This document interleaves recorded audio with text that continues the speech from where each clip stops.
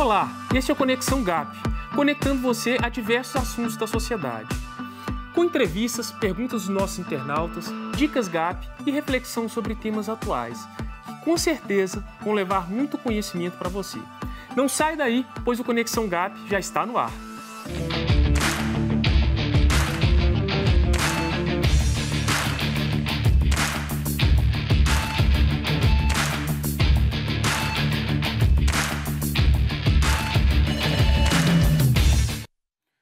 O Conexão GAP tem o objetivo de levar conhecimento sobre todas as esferas da sociedade, principalmente da esfera política, a vocês, nossos telespectadores. Queremos estimular você que nos assiste a se envolver nos problemas da sua cidade e do Brasil, para que se torne um influenciador, uma pessoa ativa e engajada. No nosso programa sempre temos entrevistas com convidados sobre temas relevantes. E hoje eu recebo a doutora em psicologia, Fernanda Eringer, que vai conversar com a gente sobre abandono e solidão no envelhecimento. Olá, doutora Fernanda. Olá, Carlos. Prazer receber você aqui no Conexão GAP. Hoje nós vamos falar sobre a questão do idoso, quantos milhares de idosos que nós temos aí espalhados aí pelo Brasil, um tema que é extremamente relevante para todos nós. A população, cada vez mais dentro da pirâmide etária no Brasil está envelhecendo. Isso.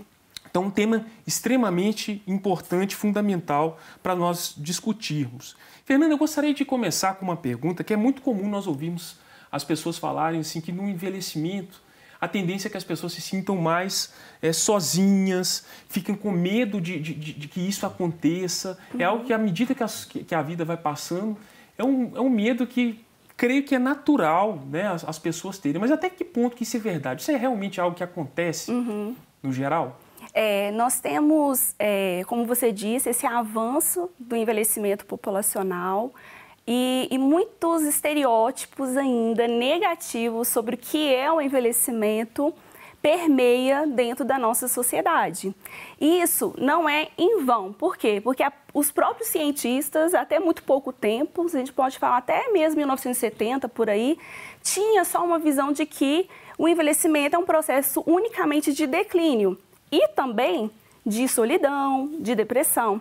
Então, foi recente ou é recente esses estudos onde nós vemos a possibilidade de plasticidade do ser humano e que este idoso, assim como qualquer jovem adulto, tem emoções peculiares e que não podemos generalizar, então, que todo idoso vai ser um idoso solitário ou tem solidão. Então, isso é algo que pode ser, funcionar para algumas pessoas e outras não. Exatamente. Isso não é necessariamente uma regra da solidão. Exatamente. Que é algo que as pessoas, que as pessoas, à medida que vão envelhecendo, têm muito esse medo. Quando as pessoas, eu tenho meu medo de ficar sozinho, não, mas isso não é algo recorrente. E um medo, Fernanda, que as pessoas tem muito também, quando a gente fala da questão do envelhecimento, é passar os últimos dias em instituições de longa permanência. A ida para essas instituições. Olha, eu tenho minha casa, vivi a vida inteira na minha casa, mas eu tenho medo de passar meus últimos dias numa instituição, longe das pessoas que eu me relaciono. Isso. E eu queria que você falasse um pouco da sua visão sobre isso, sobre essa possibilidade da ida do idoso. E como que você aborda isso, como doutor em psicologia, nesse cuidado com os idosos? É uma preocupação de muitos e eu já ouvi de próprios pacientes meus falando, Fernanda, a primeira coisa que eu falo para meus filhos, nunca me deixe numa instituição de longa permanência, Mas a gente tem que entender, Carlos, que nós temos uma parcela de menos de 1% de idosos que se dirigem a essas instituições de longa permanência. E quando nós pensamos na institucionalização do idoso, nós temos que analisar também todo um percurso anterior desse processo de envelhecimento. Ou seja, nós aqui já estamos envelhecendo. Porque muitas pessoas pensando assim, o envelhecimento quando eu chegar com 60 anos. Não necessariamente. Então, eu estou construindo essa trajetória. Então, quando nós pensamos nessa trajetória de envelhecimento, essa trajetória de uma possibilidade de solidão, aí entra como esse idoso, ao longo da vida dele, construiu a sua vida. Então, por exemplo, eu gosto muito de usar o termo poupança social. Então a gente usa muito assim, vamos economizar, vamos construir um apartamento para dar para cada filho, mas poucos de nós estamos criando vínculos efetivos, construindo pontes com familiares, com amigos, para que quando eu chegar neste envelhecimento, eu tenho o que eu chamo de suporte social, que são essas pessoas que vão me amparar emocionalmente e fisicamente, porque aí entra a questão da solidão, que é quando este idoso ele percebe ou ele não consegue identificar dentro do meio dele pessoas que possam dar o suporte. E muitas vezes a opção final vai ser o quê? Este idoso institucionalizado. E principalmente em instituições mais filantrópicas, você tem uma prevalência do abandono do idoso. Então não tem problema com a institucionalização, entende? A questão é quando este idoso é institucionalizado e abandonado pelos seus entes neste lugar. Exatamente. Agora, doutora Fernanda, você provocou, né, uma reflexão em todos nós, né, e principalmente nesse tempo que nós vivemos hoje, as pessoas estão preocupadas em posses, né? Quanto eu preciso de, como você falou, acumular riquezas, eu preciso de deixar um apartamento, uma casa, eu preciso deixar bens para os meus filhos e eu vou me matar por isso. E como se o sucesso na vida as pessoas mensurassem somente dessa forma. O quanto eu consegui deixar de bem para os meus filhos? E essa reflexão que você propõe, né, de nós considerarmos também essas relações que são construídas, isso é o que há mais rico. Isso não independe de classe social. Isso é aquilo que a gente carrega de mais importante. E como que, né, você falando, né, eu parando para pensar, as pessoas se matam de trabalhar e muitas vezes não dão aquela assistência para a família, né? Para os filhos, para a esposa, para o marido, para os familiares, para os amigos, e só pensa em trabalhar. Mas muito interessante essa reflexão, porque é algo que nós precisamos, já como você fala, né? Que a gente está envelhecendo, está em processo de envelhecimento. Estamos nessa jornada. Nós precisamos de refletir e pensar nos nossos relacionamentos. Exatamente. E qual que é o perfil, doutora Fernanda, das pessoas que acabam indo para essas instituições de longa permanência? E existe algum perfil assim já desenhado no Brasil ou não?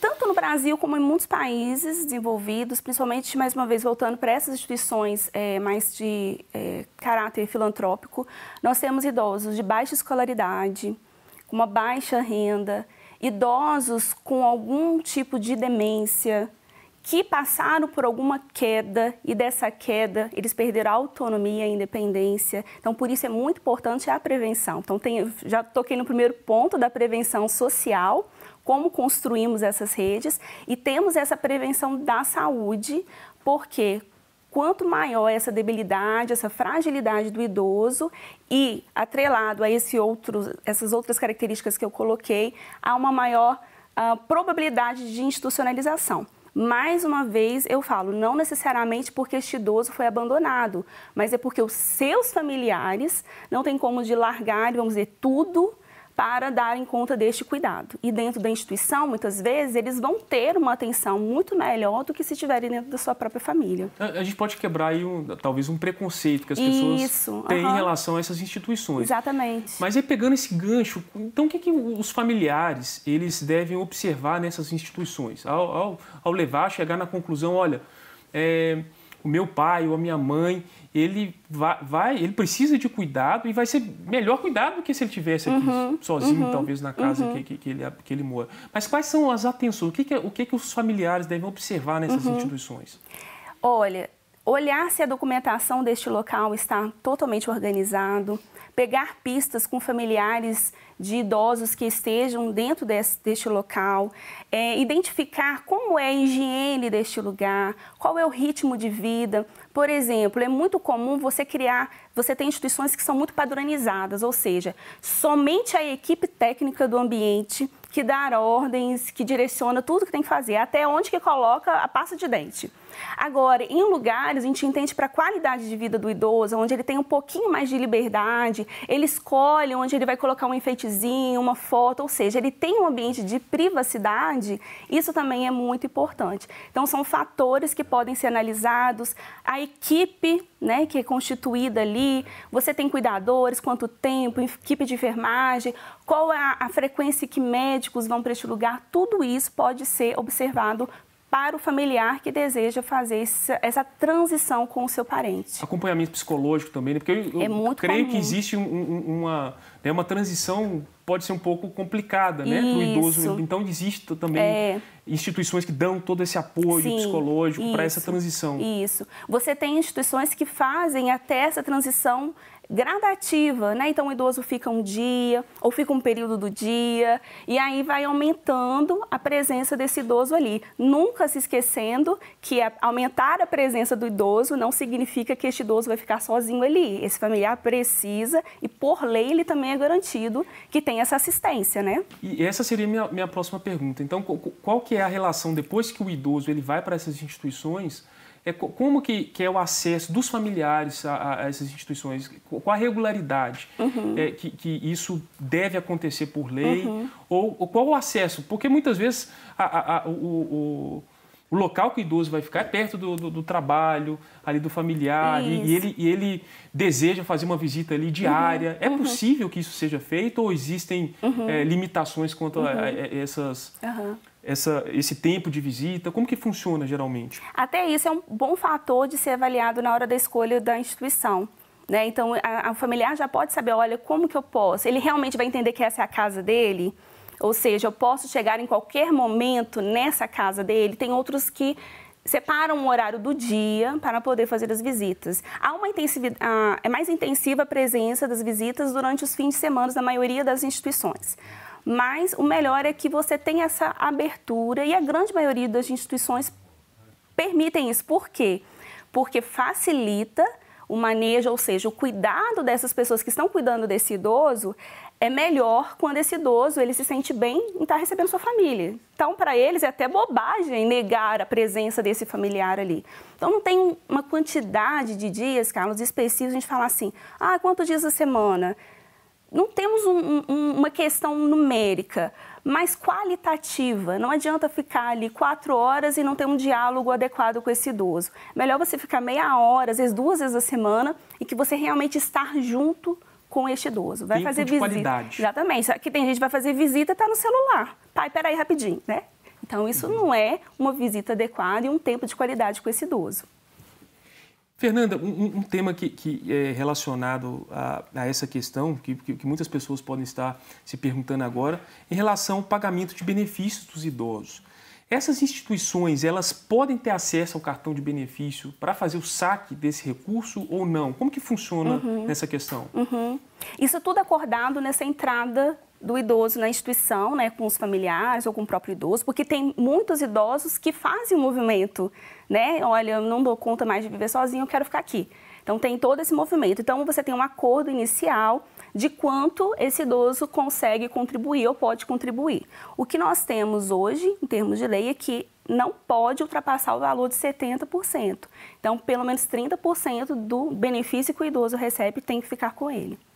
E em termos de políticas públicas, quais são as possíveis propostas para a gente diminuir esse número de idosos institucionalizados? Ou para diminuir, talvez, a sensação de solidão, de abandono que alguns deles possam ter? Eu gosto sempre de trabalhar nessa questão dessa prevenção, né? No Brasil, nós temos muito esse movimento imediatista. Como a gente pode ver com a própria questão da reforma da Previdência agora, né? Imagina, eu já estudo 20 anos isso. Há 20 anos atrás já falava, a gente precisa de rever tudo isso, porque estamos envelhecendo. E é assim também sobre as políticas públicas. A melhor política pública para o envelhecimento é a prevenção. Então, nós temos já programas, né?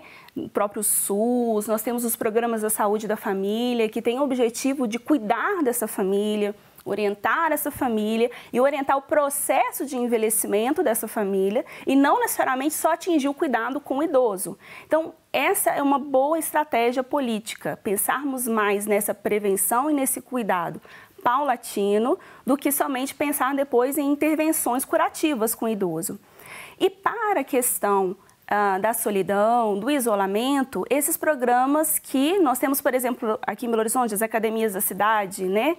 Que é o quê? São atividades físicas propostas para a comunidade, gratuitamente, onde a grande maioria delas é frequentada por idosos.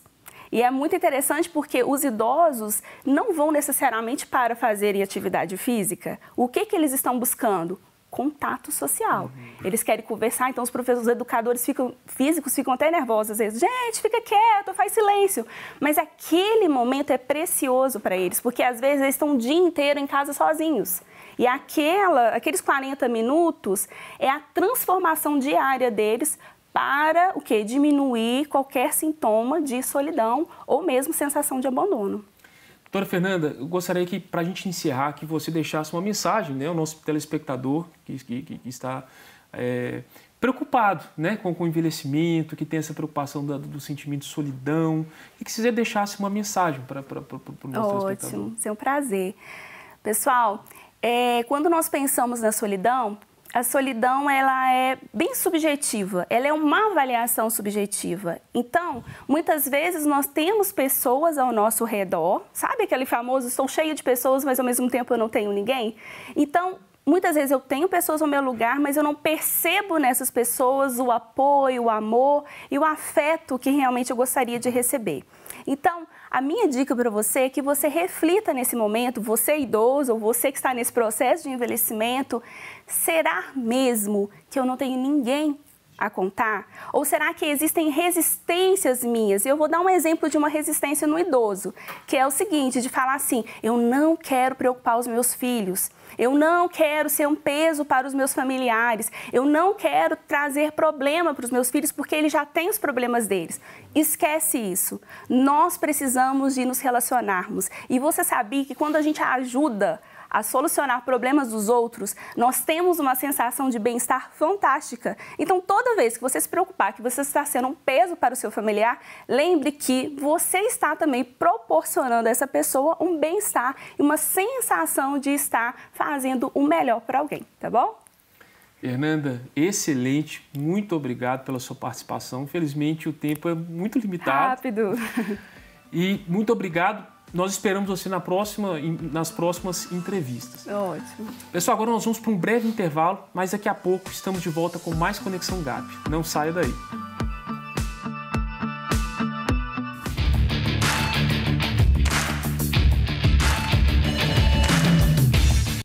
Estamos de volta com Conexão GAP, programa que tem o objetivo de levar conhecimento sobre todas as esferas da sociedade, principalmente da esfera política, a vocês, nossos telespectadores. E quem está aqui com a gente mais uma vez é o integrante do GAP, Washington Portugal, que vai responder a pergunta do nosso quadro GAP Responde.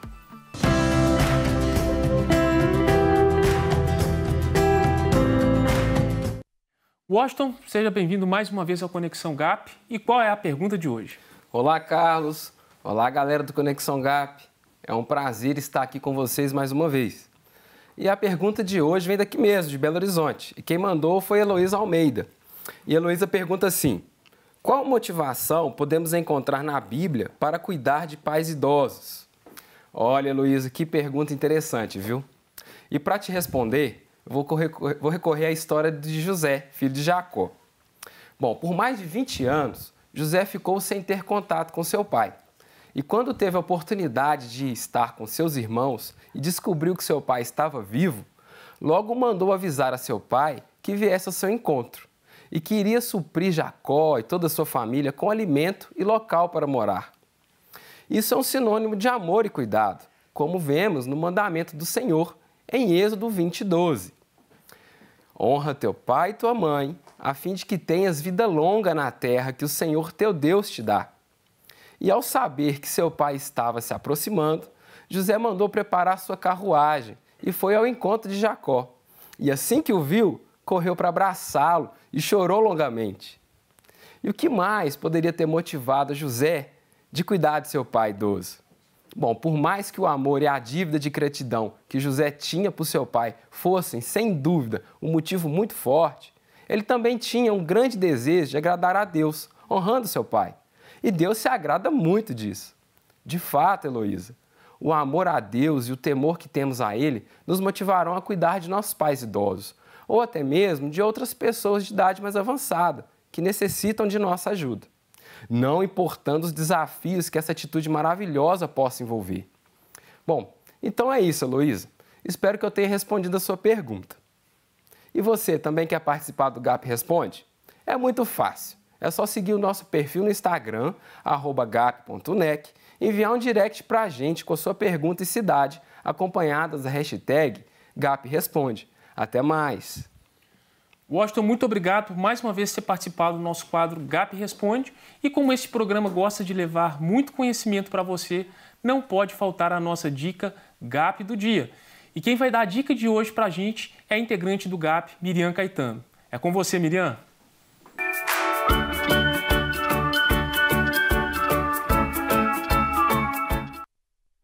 Olá, pessoal! O Dica GAP dessa semana é o livro Multiplicação, o desafio do cristão, da liderança e da igreja, do renomado autor Roberto Botrel. Se você deseja viver uma vida acima do normal, é necessária uma visão extraordinária. Como cristãos comuns podem experimentar a emoção de fazerem discípulos? Como líderes podem levar suas células a se reproduzirem de forma saudável? Como pastores podem levar suas igrejas a cumprirem o grande propósito de Deus? A resposta é uma só: multiplicação. Esse é o grande desafio de todo cristão, de todo líder de pequeno grupo e de toda a igreja. Nesse livro você encontrará muita base bíblica aliada a uma prática comprovada, recheada de casos reais e dicas preciosas que o auxiliarão a se multiplicar e cumprir a grande comissão. Faça discípulos, multiplique-se. Leia este livro e você será um grande líder. Valeu, Miriam. Obrigado pela participação e pela excelente dica. E agora eu quero fazer uma reflexão bíblica com você sobre o livro de Ruth. Esse livro conta a história de uma família israelita que vivia no tempo em que Israel tinha juízes. Ela era formada por Elimeleque, sua mulher, Noemi, e seus 2 filhos, Malom e Quilom. Porém, devido a uma grande escassez de alimentos que veio sobre Israel, essa família se mudou para uma terra chamada Moabe. Nessa terra, o marido de Noemi morreu e logo depois seus filhos se casaram com moças moabitas, chamadas Ruth e Orpá. Após uns 10 anos, já em Moabe, os filhos de Noemi também morreram e ela e suas noras ficaram sós. Porém, certo dia, Noemi decidiu voltar para Israel, para o seu povo. Ruth e Orpá quiseram acompanhá-la, mas depois de seguirem um trecho pela estrada, Noemi sugeriu que elas voltassem para a casa de suas mães, para que se casassem novamente e constituíssem uma nova família, uma vez que ela, Noemi, já era velha demais para tornar a casar e oferecer filhos às suas noras. Orpá resolveu voltar para Moabe, porém Ruth permaneceu com Noemi e disse ela, conforme está escrito em Ruth, capítulo 1, versículos 16 e 17. Não insistas comigo, que te deixe e não mais a acompanhe. Aonde fores, irei. Onde ficares, ficarei. O teu povo será o meu povo, e o teu Deus será o meu Deus. Onde morreres, morrerei, e ali serei sepultada. Que o Senhor me castigue com todo rigor, se outra coisa que não a morte me separar de ti. Como já disse Ruth, como Ruth era uma moabita, ou seja, ela era de uma terra que adorava um falso Deus, mas Noemi apresentou a ela o Deus de Israel, o Deus vivo e verdadeiro. E por meio desse versículo, podemos perceber que Ruth não só amava Noemi, como também passou a amar o Deus de sua sogra. Passando um tempo, Noemi e Ruth chegaram em Israel e logo Ruth foi trabalhar nos campos de um homem bom chamado Boaz, com quem se casou e teve um filho chamado Obed, o que fez com que a alegria brotasse novamente no coração de Noemi. Por meio de Ruth e de sua nova vida em Israel, Noemi foi abençoada, sustentada e consolada na velhice. Conforme está escrito em Ruth, capítulo 4, versículo 15. E o que eu e você aprendemos com toda essa história? Por meio do livro de Ruth, aprendemos sobre amor e fidelidade, sentimentos tão nobres que podemos ter em relação ao nosso próximo. Com a morte de seu marido, Ruth poderia ter voltado para Moabe, para a sua família, ter se casado novamente com um homem de seu povo, ter construído um novo lar em sua terra, mas ela preferiu acompanhar sua sogra e fazer uma aliança com Noemi, dizendo que só a morte a separaria. Em Israel, Ruth se casou novamente, constituiu uma nova família, teve um filho, mas nunca abandonou Noemi.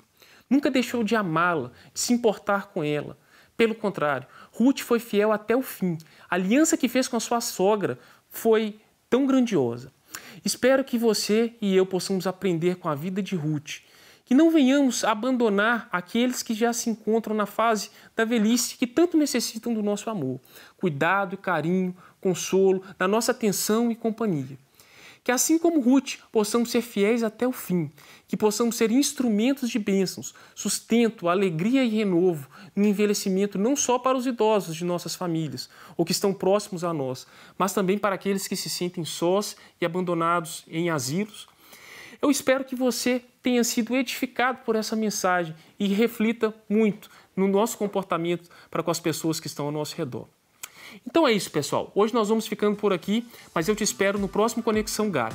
Que Deus te abençoe.